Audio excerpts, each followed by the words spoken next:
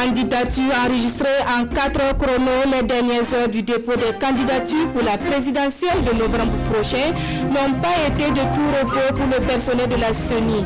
Le balai des candidats à suivre dans un instant. Et dans une poignée de minutes, la journée de reconnaissance du député à l'enseignant. Ils étaient 134 éducateurs qui ont fait du 100% au certificat d'études primaires et tous ont reçu des prix en nature et en espèces. Au-delà, l'occasion était celle d'hommage à l'ensemble du monde éducatif. Et puis nous sommes samedi et vous avez rendez-vous avec la culture et le sport. Halte aujourd'hui sur les résidences de création des récréatrales et sur un sport qui demande assez d'énergie, le rugby avec un focus sur Padoua Rugby Club. Bonjour et toutes nos excuses pour le retard dans le démarrage de ce journal. Débuté le 28 septembre dernier, la réception des dossiers de candidature pour la présidentielle de novembre prochain a pris fin hier à minuit.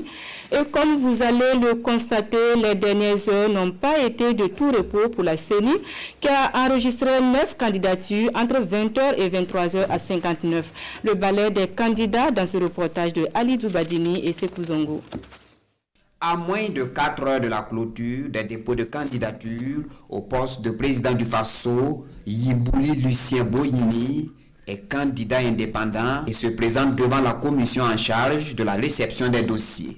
Pas de parrainage, encore moins un reçu attestant le versement de la caution exigée. Le candidat Bognini présente son offre politique comme une rupture avec la démagogie de la démocratie.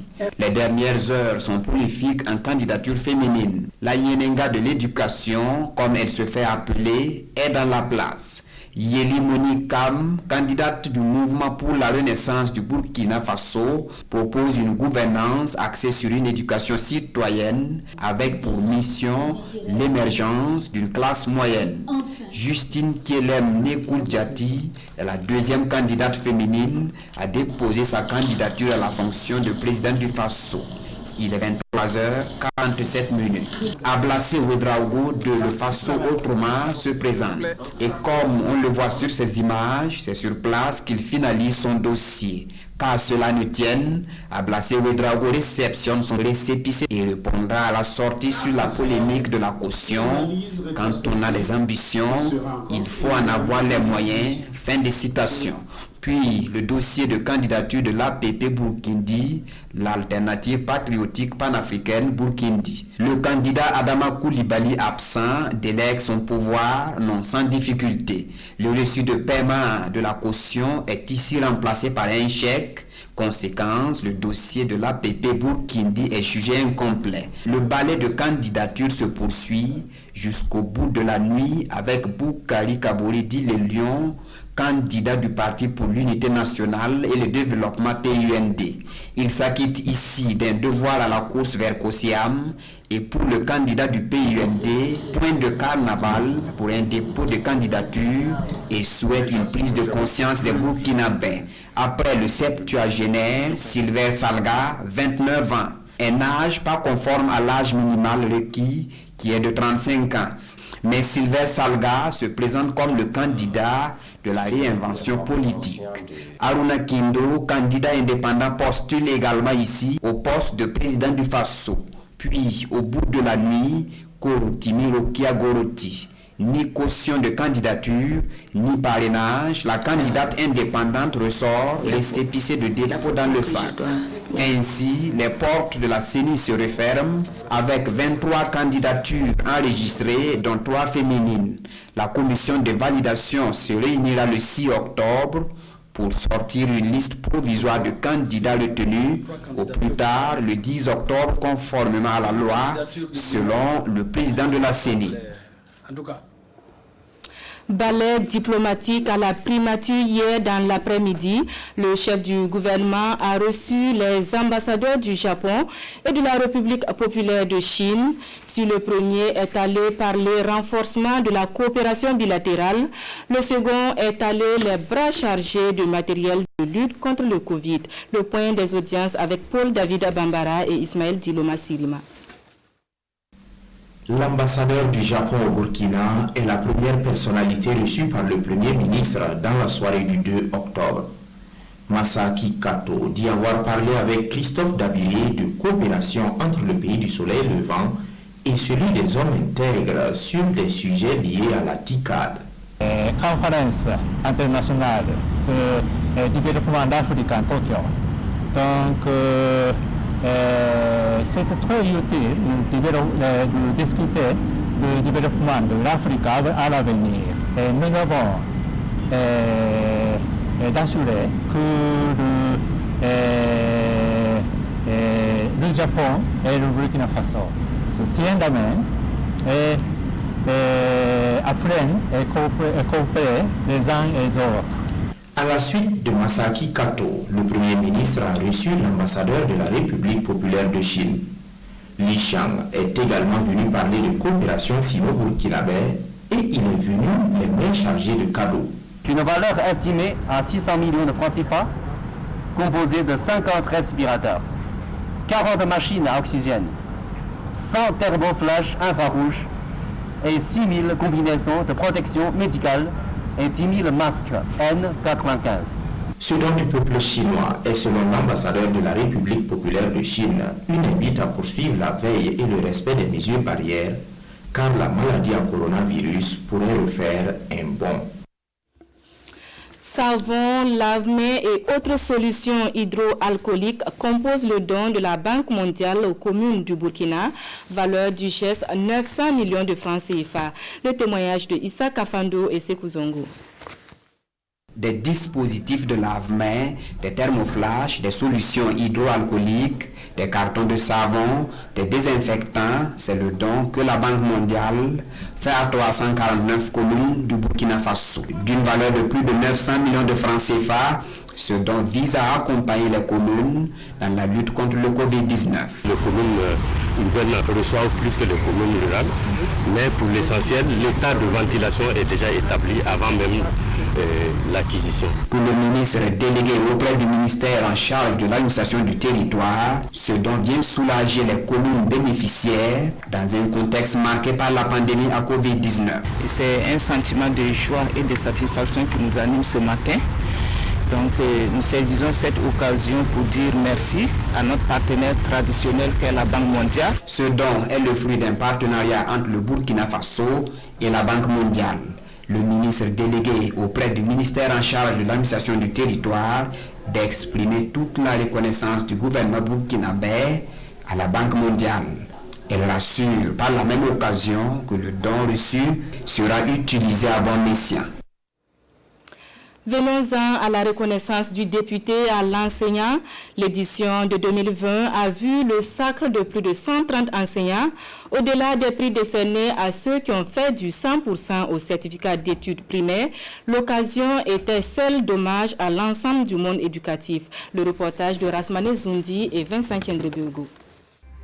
Ils sont 134 enseignants à défiler devant la représentation nationale pour recevoir leur prix, pour avoir réussi le pari de réaliser un taux de succès de 100% avec leurs élèves à l'examen de CEP. Les lauréats reçoivent de l'Assemblée nationale une attestation, un ordinateur portable et une enveloppe de 100 000 francs CFA. Parmi eux, certains ont présenté plus de 100 candidats qui ont tous réussi. La Palme d'Or revient à Micheline Bikemba, meilleure dame avec 114 candidats, et à Aboubakar Yé, 123 candidats, sacré meilleur homme. Je me pose la question de savoir comment est-ce que ces génies ont pu arriver à maîtriser un nombre impressionnant d'élèves et arriver à faire du 100%. Nous avons pris l'engagement au nom de la 8e législature de faire en sorte que la 4e édition, que les enseignants lauréats puissent venir avec leur directeur d'école. En venant, je m'étais dit que je venais prendre l'ordinateur et puis repartir. Oui, mais à ma grande surprise, on me dit que je suis le lauréat. Vraiment, je suis très comblé ce soir et je ne fais que remercier Dieu le Tout-Puissant. La pérennité des journée de reconnaissance du député à l'enseignant étant assurée, Le personnel enseignant est de nouveau attendu sur le terrain avec de grands défis. C'est encourager les enseignants à persévérer dans l'effort afin que ces 3 défis que nous avons, la crise sécuritaire, la crise sanitaire et la fronde sociale, ne perturbent pas donc notre système éducatif et que nous puissions, face à ces défis, être résilients et poursuivre nos efforts. À cette 3e édition de Jourdain, hommage est rendu à tous ceux qui ont fait preuve de courage dans les zones d'insécurité ainsi qu'à l'ensemble du personnel enseignant pour sa résilience qui a permis de sauver l'école burkinabé. Merci beaucoup. Cette année, Halte à présent sur ce geste de solidarité des épouses des officiers des forces armées nationales. Elles ont laissé parler leur cœur au profit des orphelins des soldats tombés pour la défense de la patrie en leur remettant des kits scolaires. À leur côté, une société immobilière qui a remis, elle, 100 parcelles. Le reportage de Issa Kafando et Oumou Sissi. Nous sommes une famille et vous n'êtes pas seuls.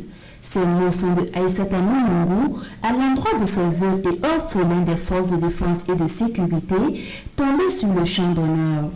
Et c'est pour manifester leur solidarité que les épouses des officiers des forces armées nationales accompagnent ces orphelins avec 374 kits scolaires.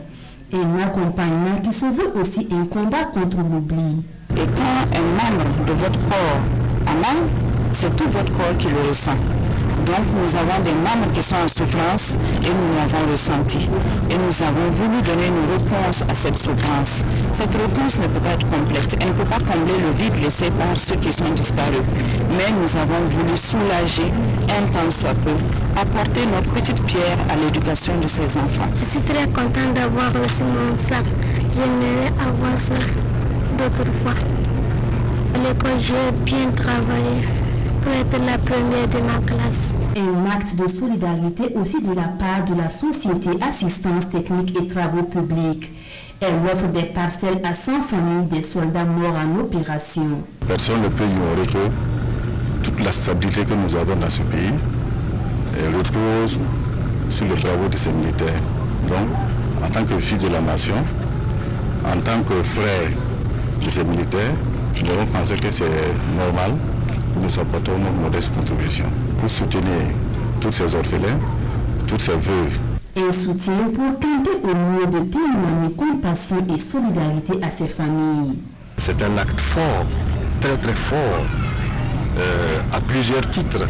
Toute mère, toute femme est touchée par cet appel à la solidarité. Parce que c'est le socle de nos familles. Et je pense donc que la réponse qui a été donnée ce matin ne va pas se limiter là. Et selon le ministre de la Défense et des anciens combattants, des mesures nécessaires seront prises par le gouvernement pour que la loi concernant les pupilles de la nation puisse se concrétiser le plus rapidement possible. On met le cap sur Dédougou dans la boucle du Mouhoun où le ministre de l'économie, des finances et du développement était sur les traces des réalisations du PADEL, le projet d'appui aux économies locales. Visite suivie d'échanges avec le personnel des structures déconcentrées de son département. Neti Zoum Bationo et Aïcha Dianda. Ici à Dédougou, le ministre en charge des Finances, Lassane Kaboré, visite les marchés du secteur 5 en phase de finition. La réalisation de cette infrastructure entre dans le cadre de la mise en œuvre du projet d'appui au développement des économies locales, PADEL. Nous avons donc trouvé une infrastructure de qualité. Ce que j'ai fait des suggestions, c'est que les prochaines étapes, que nous puissions donc peut-être ajouter d'autres améliorations. Et vous avez suivi un peu, j'ai souhaité que les étapes soient peut-être carrelées. Et comme on l'a fait pour la boucherie, je pense que ça donnera plus encore d'envergure par rapport à ce que nous avons déjà fait. Cette sortie du chef de département des finances vise aussi à échanger à bâton rompu avec les services déconcentrés de son ministère. L'occasion était belle pour les financiers de la boucle du Mouhoun d'exposer leurs difficultés. Il y a les locaux qui sont assez anciens. Voilà. Il y a les ressources qui ne sont pas toujours suffisantes pour pouvoir mener les activités. Il y a la question sécuritaire qui ne permet pas une très grande mobilité dans la région. Il y a également les moyens roulants qui ne sont pas toujours disponibles et en nombre suffisant. Donc voilà, entre autres, les difficultés qu'on a exposées à M. le ministre. Le ministre Lassane Kaboré promet trouver des solutions à ces préoccupations, mais invite les agents de l'économie et des finances à plus d'intégrité et de professionnalisme. Le ministre en charge du commerce et de l'industrie, lui, était dans le Kénédougou et dans l'unité industrielle d'Afani et la société Pesta Sud. Une visite qui s'inscrivait dans l'agenda de la semaine de l'industrie burkinabé. Visite suivie pour nous par Drissa Traoré et Karim Sissi. Aruna Kaboré est ici pour s'assurer de l'état de fonctionnement de quelques entreprises de la province de Kénédougou. Première étape de sa visite, la société Presta Sud. Le directeur général lui présente les anciennes et les nouvelles installations de cette unité de production d'eau Babali. Malgré sa capacité de production de 3000 sachets d'eau par heure, cette société a du mal à satisfaire la demande. On est vraiment limité par rapport aux autres concurrents qui sont en dehors de notre pays par le coût des facteurs de production. Alors donc en dehors de ça, on a besoin souvent que l'administration mutualise certaines procédures qui nous font vraiment beaucoup de répétitions souvent et ça coûte très cher par rapport aux unités. Et donc c'est pour cela qu'on a demandé si c'est possible de relire un peu notre cahier de charges qui régit notre secteur d'activité. Après Presta Sud, cap est mis sur la société d'Afani. La préoccupation que nous avons aujourd'hui, c'est sur le volet des emballages, que nous appelons dans notre jargon le gabel top. C'est dans ces emballages que nous conditionnons les nectars et les jus. Alors, malencontreusement, ces emballages sont classés au niveau du TEC 2000 à la catégorie 3. Et suffisant, ces emballages en tant que matière première pour nos produits intermédiaires sont taxés au même titre que les produits finis importés, notamment les jus et les nectars importés d'ailleurs. Donc suffisant, cela est un fait très pénalisant pour l'exploitation de la société. Partout où le ministère est rendu, les unités se portent à merveille. Mieux, elles sont en extension. Il leur a assuré de l'engagement du gouvernement à travailler pour instaurer un climat favorable à l'essor du secteur industriel. Babali, cette unité de référence en matière de production d'eau et d'Afani sont des exemples qui montrent clairement que nous pouvons atteindre donc la transformation de matières premières locales, que nous sommes capables de partir de nos sources et d'offrir donc de l'eau de qualité. On peut partir de nos matières premières locales, offrir donc des jus de fruits de qualité. Et c'est des investisseurs locaux qui croient à l'industrie qui sont en train de le faire. Au cours de cette visite, Aruna Kaboré s'est entretenu avec le personnel des deux unités. Occasion pour les visiteurs de saluer de vive voix leurs efforts et leur détermination pour le rayonnement de leurs structures respectives. Cette question à présent, quelle contribution de la jeunesse pour la protection de l'environnement, gage d'une société de paix et de cohésion sociale? Interrogation au cœur de la célébration de la Journée nationale de la jeunesse dans la province de la Sicile. Une célébration ponctuée de diverses activités dont la remise de plans aux différentes communes de la province.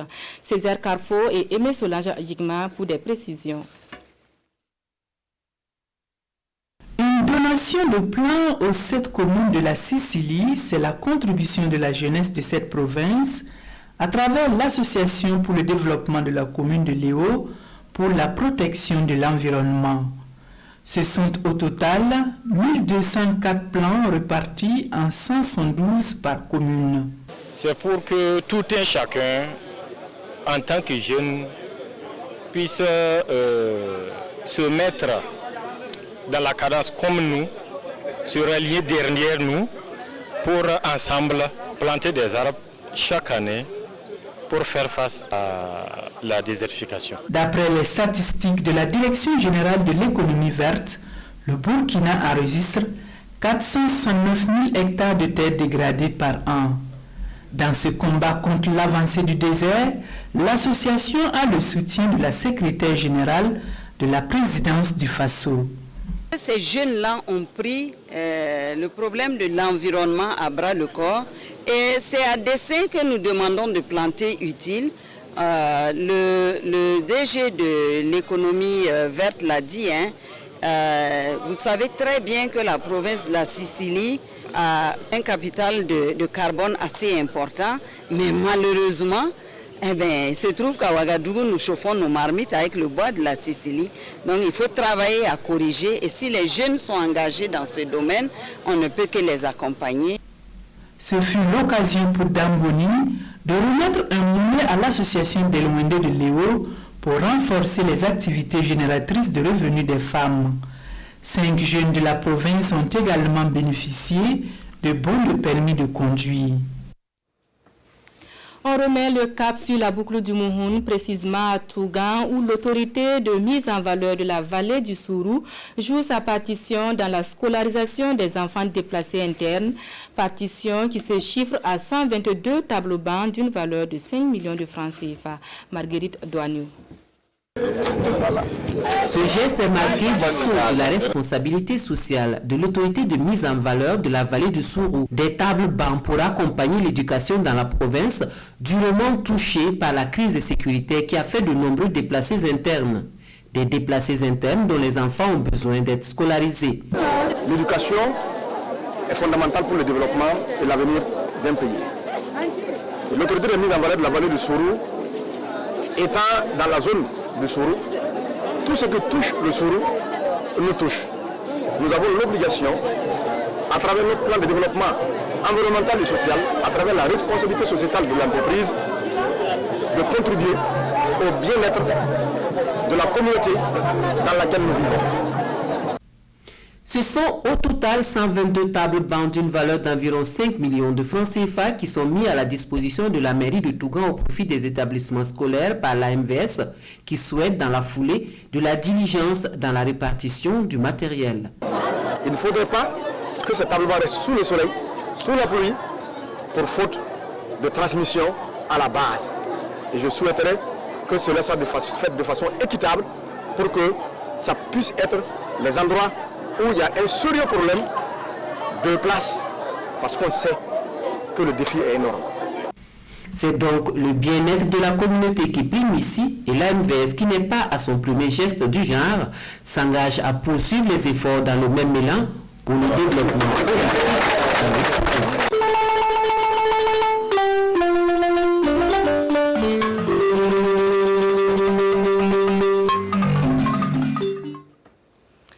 Nous voici dans la page culture de ce Midi Magazine et nous faisons un arrêt sur le récréatral prévu du 24 au 31 octobre prochain.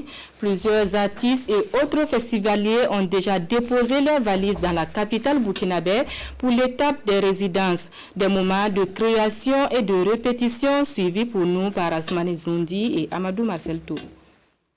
Cette année encore, les récréatrales prennent leur quartier à Gongé, précisément à Buksomtenga.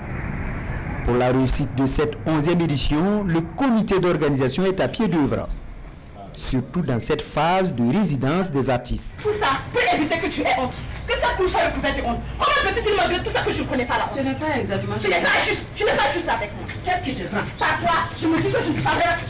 Depuis 3 semaines, nous avons accueilli ici à peu près 150 artistes qui sont venus d'une quinzaine de pays de par le monde, et donc qui ont été accueillis par le quartier Buksomtenga. Donc voilà, là on est en cuisine, là on est en train de mettre le feu, de mettre les légumes, de les découper, et puis on espère que d'ici au 24 octobre, jour de l'ouverture de la plateforme festival, voilà, on sera prêt. Les résidences en ce qui concerne plaidoirie, ça passe très bien, et je pense que pour les autres aussi c'est pareil. J'ai quand même discuté avec les autres qui sont en résidence. Et moi, en ce qui me concerne, je suis arrivé le 5 septembre, je suis très bien arrivé avec un vol normal, hein, et je suis très bien logé, je suis très bien pris en charge, je travaille en fonction des horaires que me fixe le metteur en scène, et jusque là ça se passe très très bien. Un inconfort conjugal, demande-lui de ne faire que des tresses. Créer et répéter pour plaire aux festivaliers, c'est le quotidien de l'ensemble des acteurs des récréatrales 2020. Pour y arriver, chacun y met du sien. Actuellement, je suis en résidence de création. Il m'a été confié, on va dire, la lourde tâche. Pour moi, c'est un honneur de créer, d'inventer, de rentrer en cuisine, de cuisiner un spectacle d'ouverture avec nos tantis, nos mamans, nos grandes sœurs du quartier, avec nos tontons et frères du quartier qui sont pas du tout des artistes professionnels, mais ensemble on rentre en cuisine et on va présenter une sauce qui, à mon avis, j'espère que ça sera dégustable. Moi je suis de Lubumbashi, c'est vraiment pas à la porte d'à côté, c'est très très loin. Et du coup, jamais je pouvais rêver être ici à côté des artistes de l'Afrique de l'Ouest, parce que déjà la distance fait que nous ne puissions pas nous rencontrer. Et donc quand il y a des occasions comme ça, c'est des occasions qui permettent à ce que nous puissions nous mettre ensemble, à ce que nous puissions échanger, à ce que nous puissions partager des expériences. Pour une meilleure expression culturelle des artistes, voire une communion avec l'ensemble des festivaliers, les récréatrales mettent les petits plats dans les grands afin d'adapter le site aux différentes scènes. Les scénographes sont à l'œuvre. Je pense qu'ils vont garantir la beauté dans la rue. Voilà, ils sont à partir du thème à nous dresser. Ils sont chacun en train de construire une œuvre scénographique pour embellir la rue, embellir nos vues, nous permettre de passer un moment agréable dans la rue. Cette année, on a raté un mois de préparation, mais on est à fond. On sait qu'il y a la population qui nous attend, il y a le quartier qui nous attend. On sent que les caméras sont beaucoup braquées sur nous par rapport à l'événement. Donc, on est quasi sûr qu'on va donner un truc assez bien pour la population. Ils sont encore nombreux, les festivaliers d'Afrique et d'Europe, à rallier le quartier Goungé pour cette 11e édition des récréatrales prévue du 24 au 31 octobre prochain. Une édition qui se tient sous le thème « Se dresser ». Voilà, se dresser, un thème de la 11e édition des récréatrales, et nous recevons sur ce plateau M. Aristide Tarnagda. Vous êtes le directeur général des récréatrales. Bonjour et bienvenue. Bonjour, merci de m'accueillir. Alors sur le thème, nous allons y revenir, mais avant, c'est dit dans le reportage, des représentants de 15 pays participent aux résidences. Finalement, le Covid-19 n'a pas eu la peau des récréatrales. Nous en parlions il y a quelques mois avec Mme Odile Sankara. Exactement. On a essayé quand même d'être au-dessus de cette maladie et de continuer à vivre malgré tout et puis d'offrir du souffle aux Ouagalais. Alors, qu'est-ce qui est réservé précisément aux festivaliers de cette 11e édition en termes d'innovation? Comme à chaque année, il y aura de la danse, il y aura de la musique, il y aura du théâtre et puis il y aura cette rue magnifique qui va beaucoup plaire aux Ouagalais. Et puis surtout cette année, il y aura le quartier qui va jouer un spectacle pendant la plateforme. Donc ils vont d'abord assurer le spectacle d'ouverture. Bouba en parlait tout à l'heure dans le reportage, avec les femmes, les vieux, les jeunes du quartier, mais dans le hymne, pour parler un langage propre à nous, il y aura les jeunes du quartier que nous suivons depuis 6 mois qui vont présenter un spectacle. Alors revenons au thème, se dresser pourquoi ou contre quoi?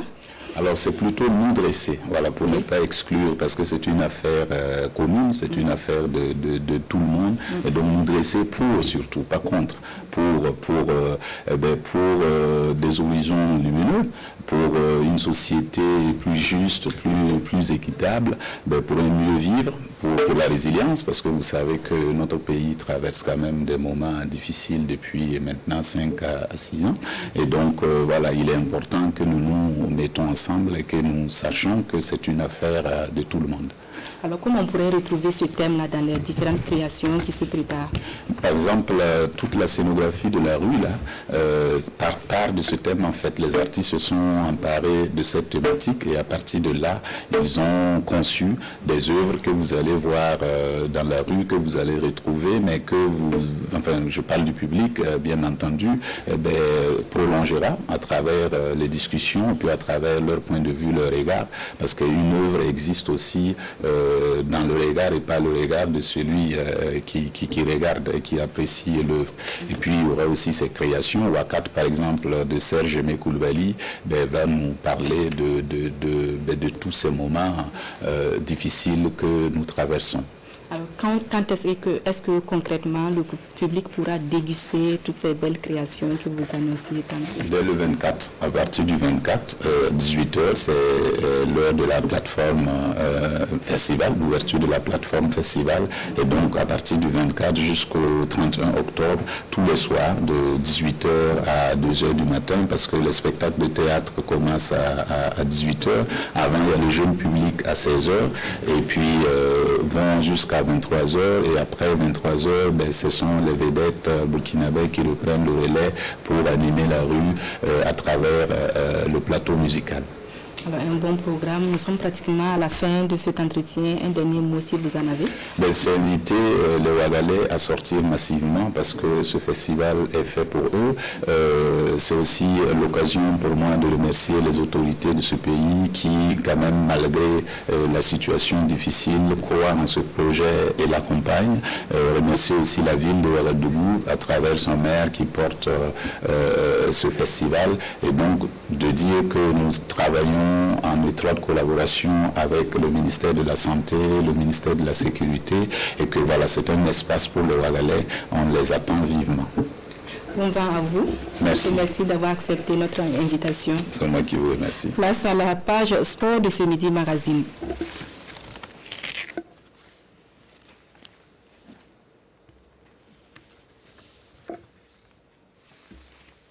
Des jeunes du même quartier qui se sont retrouvés, qui jouaient au départ dans Ouaga Rugby Club. Vu la distance, quitter Padoua, aller jusqu'à René Mounori, s'entraîner. Et comme on était assez nombreux pour former une équipe, donc déjà en 2004, on a décidé de nous constituer en Padoua Rugby Club.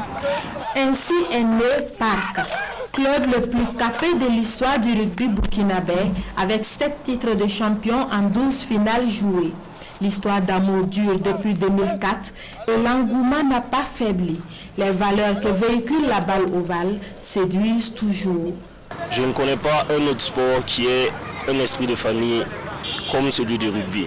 Parce que c'est vrai que c'est un sport de combat, mais après chaque match, il y a ce qu'on appelle la troisième mi-temps. C'est comme une grande réconciliation, si vous voulez. Les deux équipes adverses oublient ce qui s'est passé sur le terrain, ceux qui se sont insultés, les différends qu'on a eus, et on redevient une famille. Je ne suis pas un bon joueur, mais je n'ai pas tellement aimé le football. Le rugby, c'est un ami qui me parlait de ça lors de notre composition. Et juste après les examens, pendant les vacances, je suis venu avec un ami. J'ai essayé. Et j'ai trouvé une famille adorable et puis je suis resté. C'est un sport d'équipe, donc c'est un sport qui travaille plus le mental. Ici, il n'y a pas de Lionel Messi, il n'y a pas de Cristiano Ronaldo.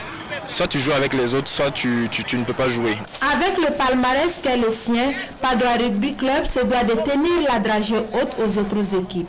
Mais ces dernières années n'ont pas été des plus productives. Le dernier titre remonte à 2016. Cette saison, l'ambition est des plus claires. Nous comptons en tout cas arracher le trophée et le conserver. Parce que l'arracher n'est pas suffisant, mais le conserver. Et nous espérons aussi qu'avec nos dirigeants, c'est-à-dire la fédération, la ligue et tout ce qui accompagne le domaine du sport, et organiser en fait de très bonnes compétitions dans les règles et se battre pour y arriver. Déjà, la plupart du temps, on a 2 championnats, le championnat à 15 et le championnat à 7. L'objectif pour nous, c'est de gagner tous les trophées. Nous travaillons pour que notre record ne soit pas rattrapé. Le point fort de la Padoua, c'est le rugby à 15 et notre ambition, c'est de nous positionner aussi en rugby à 7. Elles n'ont sûrement pas pu passer inaperçues, ces 2 jeunes dames au milieu de tous ces hommes. Et oui, Parc, c'est aussi une équipe féminine forte de 17 joueuses qui veulent casser les codes et les préjugés autour de ce sport dit des garçons vrai. Au début, c'était juste parce que je voulais essayer pour voir. Et à la fin, j'ai été piquée par la passion, donc je suis restée. Premièrement, du sport. Et deuxièmement, il y a la famille que je me crée. Et j'apprends à jouer en équipe et à développer mon côté social. Et c'est déjà un grand atout. La difficulté majeure que connaît le club, c'est le manque de sponsors. Et naturellement, tout le monde est obligé de mettre la main à la poche pour son fonctionnement. C'est des jeunes qui, en majorité des étudiants, il y a quelques anciens qui travaillent, qui aident, soutiennent le club financièrement. Et on n'a pas d'autres débouchés. Il y a les papas des joueurs aussi qui viennent observer leurs enfants jouer et ça les encourage et de temps en temps on a le soutien des papas. Qu'à cela ne tienne, Padoua Rugby Club dit avoir les ressources nécessaires pour se lancer à la conquête d'un 8e titre. Question de renouer avec les bonnes habitudes. Vous venez donc de suivre un focus sur Padoua Rugby Club, l'un des plus anciens et des plus titrés du pays. Un focus signé Rasmane Zoundi et Mariam Ouattara. C'est tout pour ce Midi Magazine. Merci à vous qui l'avez suivi. Bon week-end en compagnie de nos programmes.